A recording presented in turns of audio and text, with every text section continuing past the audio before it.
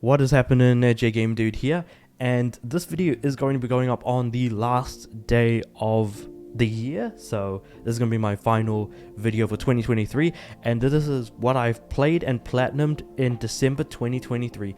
And there isn't a lot, there's not a lot to talk about, but let's just kind of jump into it and talk about it. So I had actually just finished Golden Axe, Super Hang On and stuff like that at the end of November.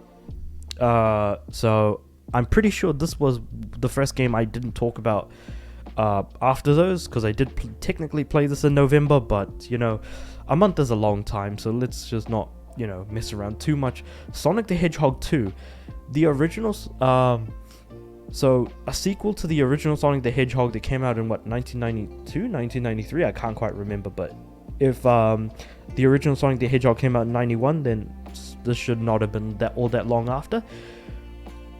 A very short, easy game to beat, especially if you spam, you save scum a lot like I do. Well, I didn't really do it for the first playthrough, but for the second playthrough, where I had to go through and get all the Chaos Emeralds, beat the game in under an hour, those are really the most annoying ones. But even so, you could probably get all the Chaos Emeralds in the first zone by itself, which is actually insane to think about. But I did actually miss one, so I had to get it in the second zone, which was rather than Emerald Hill Zone, it had to have been what's it called again? Chemical Plant Zone. There we go, that's the one. And then became Supersonic, and then just did my second playthrough, which was beating the game in under an hour, which is actually pretty tough to do if you're not save scumming, because it's very easy to die, especially if you're rushing it. And space, like areas like Mystic Swamp Zone, I think it was the one that had the really cool music that had like the purple color aesthetic to it. Again, this game was just a lot of fun to play through. I had genuinely just a ton of fun with it, so definitely recommend it if you are an old school Sega head, or just a Sega head and like your Sonic the Hedgehog games, but you haven't played the originals. Definitely recommend too. Now, PS3 had a lot of sort of short, weird games. Oh yeah, by the way, Sonic the Hedgehog 2 probably wouldn't take you more than 5 hours to 100%, and difficulty-wise, like, especially on games, is about a 3 out of 10, to be honest, so it's not all that hard, as long as you're able to save scum as much as you can. Now, moving on from that, we have Tokyo Jungle, which is a PS3 exclusive digital download game, similar to and it's also first party, just like games like Fat Princess, Sound Shapes. We also have a game like Tokyo Jungle, which is where you are an animal and you go around and eat other animals, if you're a carnivore, in order to survive for as long as humanly possible, unless you are a herbivore, in which case you're playing the game wrong, because honestly the game is so much easier as a carnivore than it is a herbivore. Now, with that being said, the hardest trophies in the game, without a doubt, is Can Do Creature, where you have to complete all the challenges for a single animal. Now, the thing is that you could actually wait until the end of the game and unlock one of the robot dogs, which is probably the easiest way to get this trophy. But yeah, you do need to survive a total of 100 years, complete the story, and finish all the challenges as a single animal, which this game, like the survival mode, is pretty much a roguelike, and this game came out in like what, 2012, so pretty much like the animals that you find will always be different or change. The location will always stay the same, like the various locations and stuff. It's just that the collectibles are going to be in different places, the animals are going to be in different places, the plants, if you're a herbivore, are going to be in different places. Like, yeah, you really need to like understand the game and play through it, and it is weirdly addictive as well. So this one took me about 20 to 25 hours to 100%, somewhere between there. And difficulty wise, I would say it's a solid 5 out of 10. On the platinum difficulty rating, even though this game does not have a platinum, I won't shy away from that. But yeah, it's all just otherwise, like all the bronzes are pretty standard stuff, but there is an online trophy for entering the online rankings. All you have to do is play through survival once, So play through it, die immediately, and then you'll unlock this trophy. The online servers are still up from what I'm aware, so just letting you know now, if you play this game, online trophy, there is one. Moving on from that, we have Soul Calibur 5. This game took me a while to platinum, somewhere between 40 to 50 hours, and most of it was spent grinding on a handful of trophies. There are online trophies, of course, so the main ones to look out for are to fight 100 times on PSN, so online fights, win 50 times online, play as Ezio in a player match, reach D1 in ranked matches, which is like, so you start off at like E5, then you go E4, E3, E2, E1, then you go D5, D4, D3, D2, D1. Yeah, and then the hardest trophies in the game include stuff like Sudden Temptation, War Veteran, and Skills for Duels. Those 3 trophies are the hardest because Legendary Souls puts you up against AI that is the toughest in the game, and you need to win with a very special move called a Brave Edge. And when it says win, you mean you need to win the match with it. So like, it'll be best out of 3. So if you have to win like 3 rounds to win, on that 3rd and final round that you are about to win, so you win round 1, you win round 2, then on that 3rd round you need to hit your opponent with a Brave Edge. If you fail to do so, then you failed the trophy, and you'll need to, redo that fight again. But yeah, Soul Fulfilled, that's probably the most time-consuming trophy. Only second to maybe Wind of Battle, which was the last trophy that I had earned for reaching over 87,600 meters in total movement in a fighting game. Insane to think about, but yeah. Time-consuming can be difficult, especially if you're not used to fighting games. So this could be exceptionally hard if you're not used to fighting games. Because quick battles do send some pretty soul-crushingly difficult enemies at you, but I happen to find that the Viola, is that her name? Violet, the lady who's got her name starting with V and uses an orb as a weapon, she was my go-to character for quick battles and most of the really difficult stuff, so she was very easy to get used to using. So yeah, I think Soul Calibur 5, if you're used to fighting games, you're probably a 5 or a 6 out of 10. If you're not used to fighting games, I could see this easily being as high as an 8 out of 10 on the difficulty scale. In terms of time, 40 to 50 hours. Now, God Eater Resurrection. Now, the only reason I even played this game was so I am going to talk about Yakuza 0. I wanted my Yakuza 0 Platinum to be my 10,000th trophy. As you can see at the top of the screen, I've got 9971 at the moment. And so it's easy to tell, I only have 29 trophies left in Yakuza 0 to earn. That does include the Platinum, so 28 technically. So in order to have a filler game in between that will allow me to hit 10,000 trophies exactly when I hit the Yakuza 0 Platinum was God Eater Resurrection. I did have fun with God Eater, but the fun kind of stops fairly quickly because the variety of enemies is not particularly large, and neither is the fun in the gameplay because it doesn't really expand beyond much of what you're already currently doing.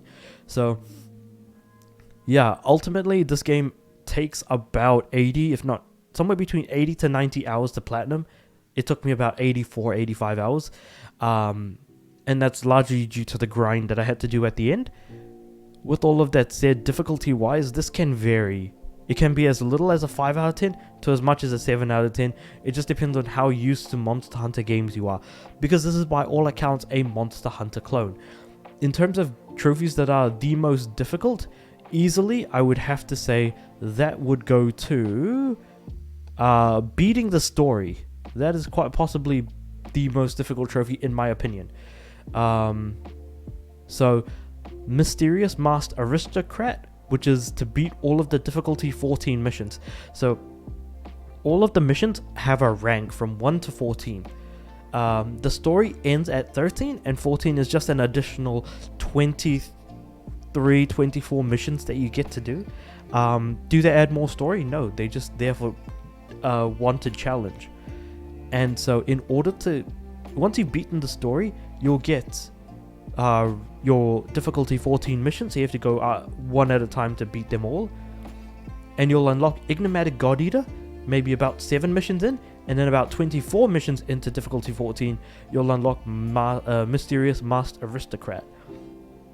And this is, to me, by far the most difficult trophy in the game, because by the time you even get to the point where you're even close to unlocking this trophy, a trophy like Proud Survivor would be a hell of a lot easier to do, especially when you do the difficulty 10 survival mission.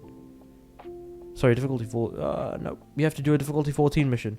Okay, there's I think one of the urgent missions at difficulty 14, you only fight one enemy at a time. But yeah, Proud Survival is very easy compared to completing Mysterious Masked Aristocrat, in my opinion. And all of your grinding is going to go into Most Trusted Ally, where you have to use a single type of weapon, but you can use any weapons of that type. So like, say for example, I've been using short swords, for most of my game time, and ultimately I ended up hitting 500 missions with that one type of weapon. So I've been using different short swords the entire time I was playing the game, and then by the end I was like, okay, I've already got the strongest short sword in the game. I'll just keep using that and keep grinding out the last, I don't know, 50 to 70 missions that I still had left to do to reach 500. That is a grind. The only other grind I could say would be Unstoppable Armament for getting a full rank of rank 14 equipment, because getting the items required or the materials just takes a decent amount of time. Beyond that, 100 urgent missions. 100%, this is going to take you a long ass amount of time, because you need to go through at least somewhere between 5 to 10 normal missions before an urgent mission appears. And so I did the difficulty 10 urgent mission over and over again, because that's just a lot easier than the other urgent missions, to be completely honest. Other than that, yeah, those are the most time consuming, so that's 3 of them. Legendary Unit, Unstoppable Armament, and Most Trusted Ally. So yeah, that's been a lot of fun. And now I'm just going to talk a little bit about Yakuza 0 and where I'm currently at. Currently I'm sitting on chapter 10 at the moment. Yeah, so I'm on chapter 10 at the moment. And this game does require you to hit 100% for the Perfectionist trophy. Get 100% on your completion list. I'm about 45 hours into the game, and my completion percentage at the moment is like 46 or 47. I think it's like 46.3 or something like that. It does go into pretty nitty-gritty stuff, but yeah, at the moment I have not had this much fun in a long time playing a game. I have completely forgotten just how fun these the Yakuza games can be. So I'm glad to be back, and I'm pretty sure I'm actually going to be playing, say Kiwami, which is a remake of Yakuza 1, and then Kiwami 2 in between other games that I'm going to be playing moving forward. So that is going to be a lot of fun. So it'd be like, so the plan is going to be 0, Kiwami, Kiwami 2, then the remaster for 3, 4, 5, then Yakuza 6, which was originally released on PS4, so there's no remaster for that, and then Yakuza 7, which is Like a Dragon, which follows Kasuga Ichiban, and then Manu Race's Name, and the upcoming Yakuza 8, which is coming out in January, which is going to be real fun. So yeah, that's going to be the plan for me playing Yakuza games, is just going to be playing them in between. I do actually have Yakuza Dead Souls on PS3 and Ishin on my PS4, so I'll end up putting those, I think Dead Souls is going to be between 4 and 5, because it's going to be the map from 4 again, so we're likely going to be playing as Akiyama. So that kind of makes sense. As for Ishin, I'll just pop that in somewhere else in between. But yeah, that's I do plan to now play more Yakuza games after jumping back into 0 and just having so much fun with all of the mini games and everything else in between. I cannot recommend this game enough, but this game is not for everyone, and while that is a big old nothing burger of a statement, it's just the easiest way to put it's such a damn good game. Anyway, So this is what I played in Platinum for December 2023. Sonic the Hedgehog 2, Tokyo Jungle, Soul Calibur 5, God Eater Resurrection, and now I'm like halfway through the completion, 100% completion for Yakuza 0, albeit that story-wise I'm only at like chapter 10 out of 17 I think there is in total. But yeah, so that's what I've played in Platinum. If you've played any of these other games or have any trophy tips for any of the games that I've just mentioned, chuck them all into the comments below.